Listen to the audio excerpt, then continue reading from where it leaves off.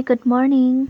Maaga nga pala akong bumangon ngayon dahil pupunta ulit ako ng Agoo. Ito nga pala yung pangalawang beses na pupunta ako ng Agoo. Meron nga lang akong inaayos doon kaya maaga akong gumayak.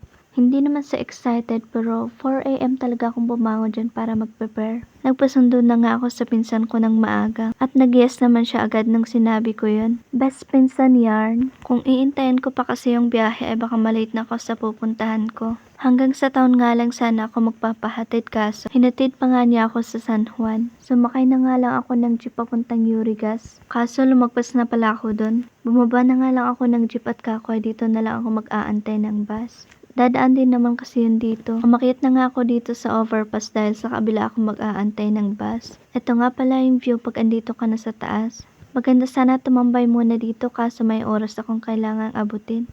Naglakad-lakad nga lang ako ng konti at nakarating na din ako dito sa kabila. Bawal nga palang mag-park ang mga sasakyan dito dahil may intersection. Kaya mabilis ang sakay na lang yung ginawa ko. Akala ko nga'y mahihirapan ako mag-antay ng sasakyan dito. Pero marami naman palang bus na dumadaan dito papuntang north. Hindi ko na malayan na magsa-7 na pala kaya meron ng araw. And fast forward, nakarating na nga ako dito sa Agoo Plaza.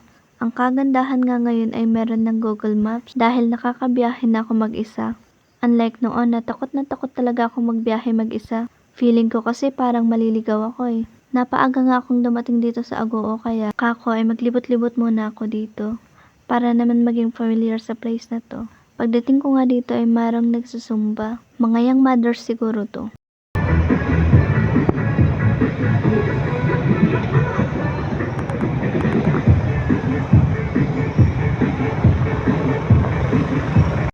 Expect ko nga na dadating ako ng mga 8 or 9 dito. Pero 7 AM na nang nakarating ako dito. Napadaan nga ako dito sa mga clay pots. Binebenta siguro to, ang gaganda eh. Bumalik na nga lang ako dito sa kabila dahil nagugutom ako at sabi ko ay maghahanap ako ng kainin dito. Fast forward, natapos ko na nga yung lakad ko kaya nagpasya na akong umuwi na. Medyo traffic nga dito sa daan pero hindi naman ako naiinip. Napakaganda naman kasi yung mga view na nakikita ko sa labas ng bus. Napakaganda kasi ng mga bulaklak dito. And fast forward ulit, sumakay na nga ako ng jeep dyan papunta sa aming town. At alam nyo ba, meron akong nakasabay na Korean na 2 babae. Nakakatawa nga dahil magbibitin na lang daw sila sa jeep. Wala na kasing space para sa kanila pero nagpahambol na lang yung isang middle-aged man at siya na lang yung gumitin sa jeep.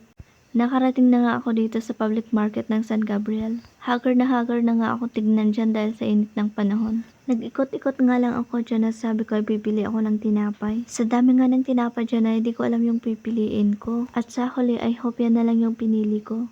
Bumalik nga ulit ako dito sa market dahil may pinapabili yung kasama ko sa boarding house at para bumili na rin ng ibang mga kailangan ko. At pagkatapos ko bumili ay pumunta na ako ng restaurant para kumain. At pagkatapos ay bumalik na ako dito sa paradahan ng jeep at mag-antay ng jeep sasakyan pa uwi. So hanggang dito na lang. Thanks for watching.